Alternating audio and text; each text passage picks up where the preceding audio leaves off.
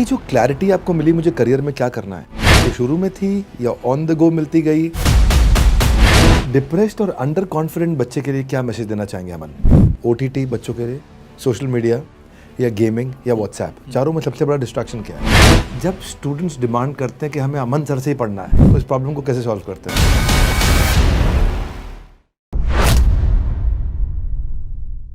नमस्कार, मैं Vivek Bindra, founder and CEO बड़ा बिजनेस.com। आपका बड़ा भारत शो में फिर से स्वागत है। इंडियाज ग्लोबल ब्रांड एम्बेसडर, ऐसे लोग जो भारत को बड़ा भारत बनाते हैं, उन्हीं की कहानियां हम आप सब तक पहुंचाते हैं। कहते हैं कि बात तो उन्हीं की होती है जिसमें कोई बात होती है, और आज किसकी बात होगी? आज अमन धत्तरवाल की बात होगी। बचपन में लोग कहते थे कि अपने पाँव पे कब खड़े होंगे। अमन धत्तरवाल बहुत छोटी उम्र में अपने पाँव पे खड़े हुए। आज 5 मंजिल का ऑफिस भी इन्होंने अपने पाँव पे खड़ा किया। स्टूडेंट्स के फेवरेट यूट्यूबर, 7 मिलियन इनके सब्सक्राइबर्स हो गए लगभग यूट्यूब पे। बहुत से बच्चे इनको देखते हैं। और अमन, आपको आज इनवाइट करने का कारण है कि आपने एजुकेशन को फ्री भी किया और बहुत अफोर्डेबल भी किया। जैसे चार्ज करते हो, बहुत कम करते हो, बाकी लोगों को फ्री में पढ़ाते हो। तो अमन, आपका पहले स्वागत है।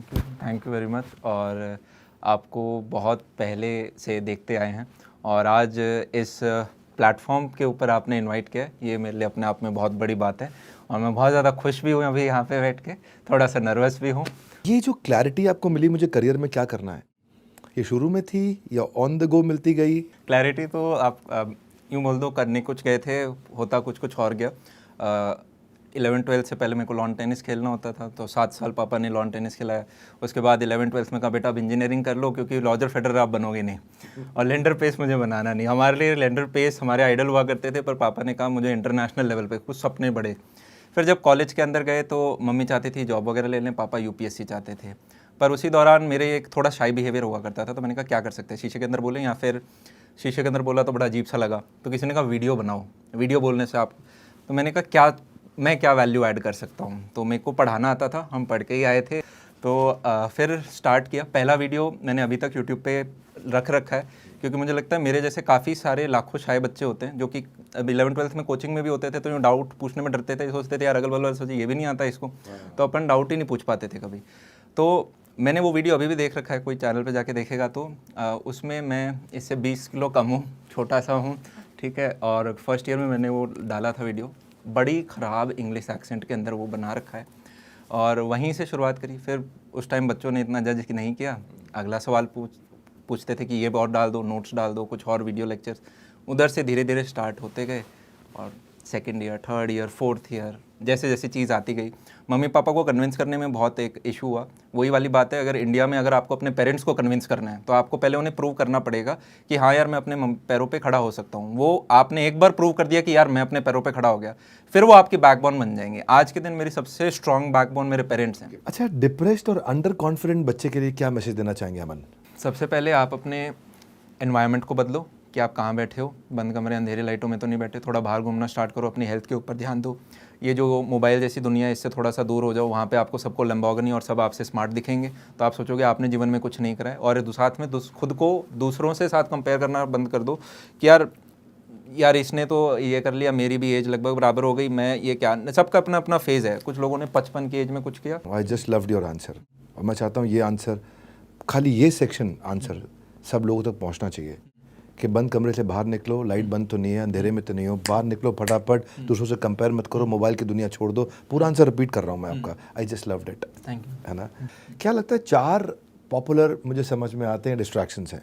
ओटीटी बच्चों के लिए, सोशल मीडिया या गेमिंग या व्हाट्सएप, चारों में सबसे बड़ा डिस्ट्रैक्शन क्या है? सारे के सारे बराबर रोल प्ले कर रहे हैं। हर बच्चा, कुछ बच्चे होते हैं जो यूट्यूब से ज़्यादा कनेक्ट होते हैं, कुछ हैं जो मान लो रिलेशनशिप में तो व्हाट्सएप वगैरह जैसी चीज़ ज़्यादा होंगी, कुछ बच्चे हैं जो गेमिंग्स में ज़्यादा इन्वॉल्व हो जाते हैं। तो मैं कभी कभी कहता हूँ अपने मम्मी पापा को अपना मोबाइल दे दो, और जब आप अपना एक टाइम फिक्स कर दो कि दिन में 2 घंटे मेरे को पढ़ना होता है ऑनलाइन, या जितना भी आपका समय, आधा घंटा, 1 घंटा, 4 घंटा, और उसी दौरान आप पढ़ो और वापस दे दो।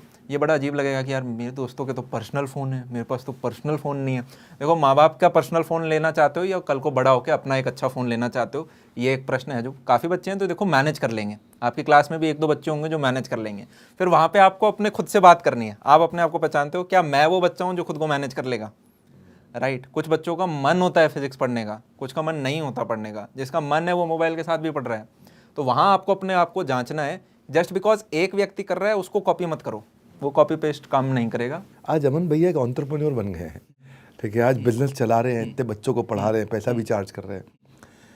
एडटेक में सबको पता है 2 मॉडल हैं, एक कैश बर्न का मॉडल है, एक फ्रीमियम मॉडल है। एक मॉडल है जहाँ पे अब फायरिंग होनी शुरू हो गई है, आप हायरिंग कर रहे हो। एक मॉडल है जहाँ पे बड़ी सेल्स की टीम है, आप यूट्यूब से ट्रैफिक लाते हो तो सेल्स की टीम की ज़रूरत नहीं पड़ती है, आपको अच्छे टीचर चाहिए होते हैं। तो एक मॉडल है जहाँ खूब मार्केटिंग पे पैसा होता है, आप नहीं करते, वो फंडिंग चलाते हैं, बूटस्ट्रैप चलते हैं। आपको क्या लगता है कि ये आपके वाला मॉडल बढ़िया है, फ्री में पहले यूट्यूब पर ट्रैफिक बिल्ड करो और वहाँ से रेवेन्यू लाओ, या फिर फंड रेजिंग की तरफ भी जाना चाहिए? आप एडटेक को कैसे देखते हैं? मेरे को बहुत लोगों ने कहा कि अमन आप फंड रेज क्यों नहीं करते और आप सेल्स टीम जैसी चीज़ें बिल्ड क्यों नहीं करते, आप एक थर्ड को फाउंडर लेके क्यों नहीं आते, आप कंटेंट के ऊपर ध्यान दो और पीछे से बैकएंड कोई आपके बैकएंड देखता जाएगा और वो फंड रेज कर लेगा, आपकी टीम बड़ी हो जाएगी।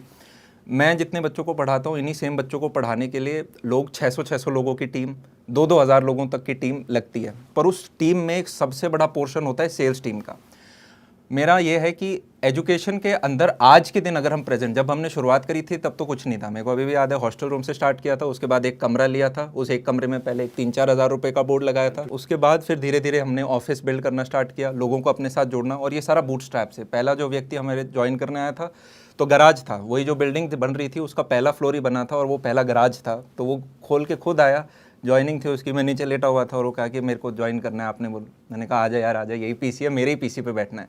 तो वो पूरे दिन मेरे पीसी पे काम करेगा, फिर मेरे अपना जब वो चला जाएगा तब। तो वो एक दूसरा दौर था, पर आज के दिन आपको एक सर्टेन अमाउंट ऑफ कैपिटल चाहिए, और वो मैं जो आपने कहा, हमारा जो यूँ बोल दो 0.1%, 0.2% जो बच्चा है, उससे मैं अपने लोगों के जो टीचर्स जुड़े हैं उनकी फीस सैलरी दे देते हैं हम।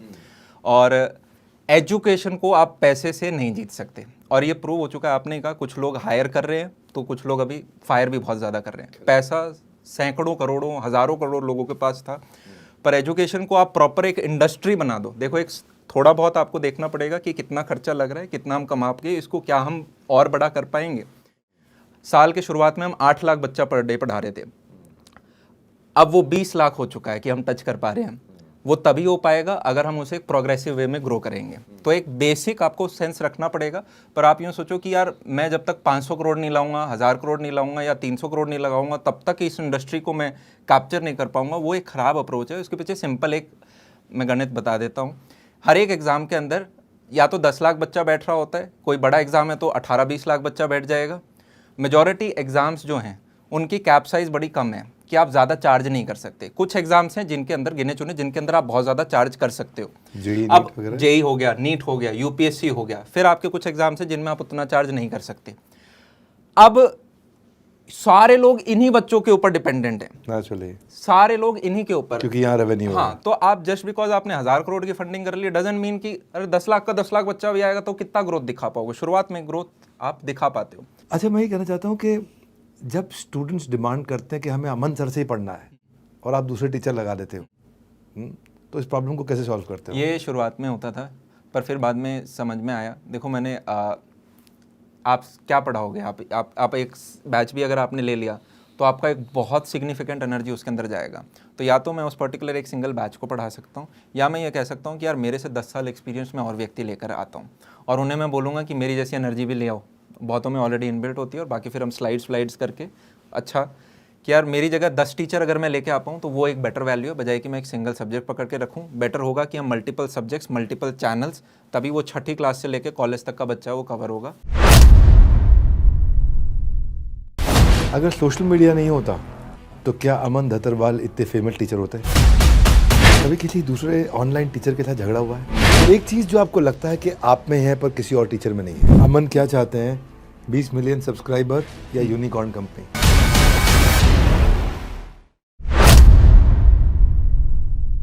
अभी इस समय मैं देखता हूं कि वेदांतु, अनअकैडमी, फिजिक्स वाला, बायजूस, सब ने ये डिसीजन लिया है कि अब फिजिकल इंफ्रास्ट्रक्चर भी चाहिए हमें, फिजिटल मॉडल पे जा रहे हैं वापस।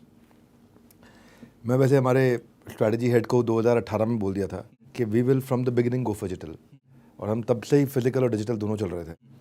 आपका क्या विचार है? बिकॉज आई थिंक लार्जली अभी डिजिटल कर रहे हो, आपका प्लान है फिजिकल जाने का? नहीं, ऑनलाइन के अंदर क्या है कि एक थिंक स्कूल करके चैनल भी है, और उन्होंने बहुत अच्छे तरीके से उस चीज़ को समझाया भी था कि क्यों जो एडटेक्स हैं वो नहीं, उनको अब फिजिकल में क्यों आ रहे हैं। कस्टमर एक्विजिशन कॉस्ट एक चीज़ होती है। आज के दिन अगर आपको ऑनलाइन एक बच्चा अपने पास पढ़वाना है तो बड़े एडटेक्स को क्या करना पड़ रहा है, वो 25,000, 30,000, 35,000 रुपये जैसी चीज़ें एक बच्चे को कन्वर्ट करने में लगा रहे हैं। अब जो व्यक्ति 30-35,000 रुपये एक बच्चे को लाने में लगा रहा है, वो कोर्स 70,000 का बेचेगा। अब वहाँ पे क्या है, वो यूज़ केस ही नहीं आ पाया, क्योंकि वो सेम चीज़ आज के दिन या तो यूट्यूब पे फ्री मिल जाती है, या फिर उसे एक स्ट्रक्चर्ड सीरियस तरीके से पढ़ना है। काफ़ी बच्चे हैं जो हमने रिजल्ट अभी आए, वो पूरा का पूरा ऑनलाइन पे ही डिपेंडेंट थे, उनके शहर में उतनी अच्छी सुविधाएं नहीं थी, और पूरा का पूरा वहीं से पढ़े, बढ़िया रिजल्ट लेकर आए। तो उसे स्ट्रक्चर सिस्टमैटिक तरीके में, तो वो क्या देखता है, यार ये चीज़ तो 3,000, 4,000, 5,000 रुपये में अवेलेबल है, मैं यहाँ से ले लेता हूँ। तो वहाँ पे वो 70,000 रुपये का जो ऑनलाइन कोर्स था, उसका यूज़ केस ही पूरा कैंसिल हो गया। जिस चीज़ को बेचने के लिए एक बंदे को आपको 35,000 रुपये लगाने पड़ रहे हैं, मतलब उसका अब इतना नीड नहीं है। वो बच्चा के माँ बाप कह रहे हैं 70,000 रुपये में यार 70 और जोड़ के मैं ऑफलाइन भेज दूंगा इसको। तो इसलिए अब क्या है कि अगर आपको बड़ा रेवेन्यू दिखाना है तो अब आप क्या करोगे, बड़ी टिकट साइज ऑफलाइन की आएगी कि भाई आप वहाँ बोल सकते हो लाख, 1.25 लाख रुपए या 70-80 जो भी है। तो इसलिए अब ना चाहते हुए काफ़ी सारे इन्वेस्टर्स की नीड है, बड़ा रेवेन्यू दिखाना, और इसमें एक है ना दूसरा एंगल भी है। जो 12वीं तक का स्टूडेंट है ना, उसके पेरेंट्स थोड़े चाहते हैं कि वो बच्चा ऑफलाइन पढ़े। उधर क्या है, पीयर लर्निंग होती है, लेफ्ट राइट देखता है, कमरा छोड़ के इधर उधर नहीं जा पाएगा, ठीक है। और पर वहीं पे जब कॉलेज का जो बच्चा होता है, जो जीआरई की प्रिपरेशन कर रहा है, गेट की प्रिपरेशन कर रहा है, कैट की कर रहा है, यूपीएससी की कर रहा है, या कोडिंग प्लेसमेंट वगैरह इन तक की कर रहा है, ये बच्चा थोड़ा सा ज़्यादा मैच्योर होता है।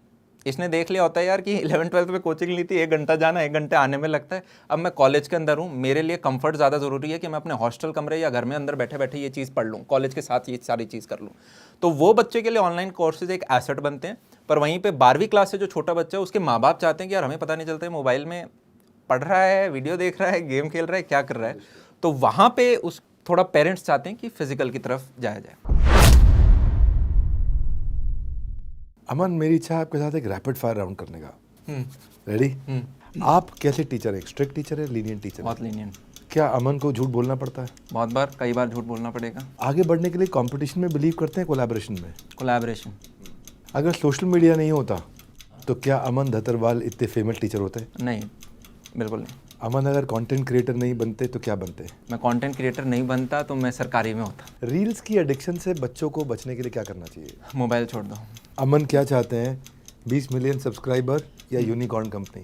20 मिलियन वेरी स्ट्रॉन्ग सब्सक्राइबर्स, और उनसे मैं 1 नहीं 5 यूनिकॉर्न बना दूंगा। कभी किसी दूसरे ऑनलाइन टीचर के साथ झगड़ा हुआ है? टीचर्स के साथ अपना हमेशा अच्छा ही रहा है, मतलब ऐसा कुछ रहा नहीं, और बढ़िया है। मतलब ऐसा कभी हुआ है किसी क्वेश्चन में आप फंस गए और फिर आंसर गोल गोल देके घुमाते रहे? हाँ, बहुत बार। वो ऐसे क्या शुरुआत में होता था तो फिर गोल गोल घूमते थे कि यार कोई नहीं, बाद में बता दूंगा, कल बता दूंगा, अरे हाँ यार इसमें तो यहाँ फंस गए, मतलब वो आपको एडमिट करना पड़ता है। माय नेक्स्ट क्वेश्चन, रिलेशनशिप बच्चों को बहुत परेशान करता है, यंग बच्चों को।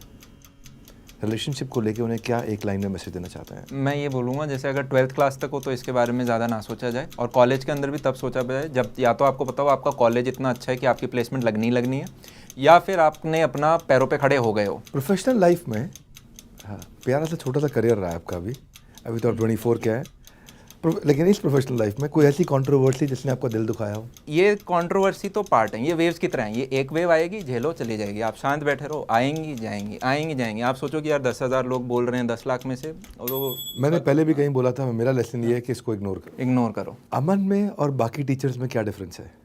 सब बराबर हैं, सब अपने तरीके से पढ़ाते हैं। मेरा अपने तरीके से मैं फ़िज़िक्स को पढ़ाने की कोशिश करूँगा, कोई अपने प्रकार से। मैं ये ध्यान रखना का कोशिश करता हूँ कि आज जो मैं पढ़ाऊँ उसमें अपना पूरा डाल दूँ।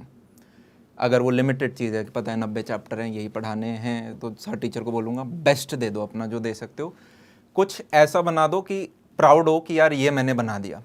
मैं अपने वीडियो एडिटर्स की एक बार मीटिंग ली, मैंने कहा यार पिछले साल में हमने कई सारे वीडियो निकाले, वो वीडियो बताओ जो सबसे अच्छा लगा। तो किसी ने कहा भैया वो 4 years of coding in 4 minutes एक हमने डाला था अपना कॉलेज पे, वो वीडियो अच्छा लगा, उसमें एडिटिंग। मैंने कहा ये जो अच्छे लगे ना, हमें इस साल इसी प्रकार के सारे वीडियो डालने हैं, तो कितना मज़ा आएगा। अगर आपको 2 वीडियो ध्यान में आ रहे हैं तो हम ऐसा सा पूरा क्यों ना करें। अमन की यूएसपी क्या है?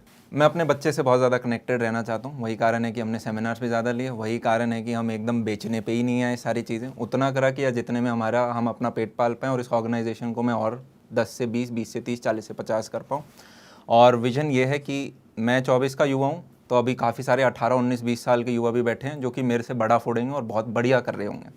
उनको अगर कहीं ना कहीं मैं थोड़ा कर पाया और वो कहीं मेरे को मिल गया तो वो बहुत बढ़िया चीज़ होगी। अमन एक एग्रेसिव एंटरप्रेन्योर है, पेशेंट एंटरप्रेन्योर है? मैं बहुत पेशेंट हूँ, पर एग्रेशन मेरे को पता है कब कब आपको बीच बीच में लगाना पड़ेगा। एंटरप्रेन्योर अगर एग्रेसिव नहीं हो तो क्या ही एंटरप्रेन्योर, पर आपके पास पेशेंस होना ज़रूरी है। जंगल में ना हर कोई, शेर है वो ताकत से मारता है, हाथी है वो साइज़ है उसके पास, अजगर है तो वो पेशेंस से मारेगा, ठीक है। और वहीं पे अगर भेड़िया वेड़िया है तो वो स्टेमिना से मारेगा, उसकी स्ट्रेंथ वो है।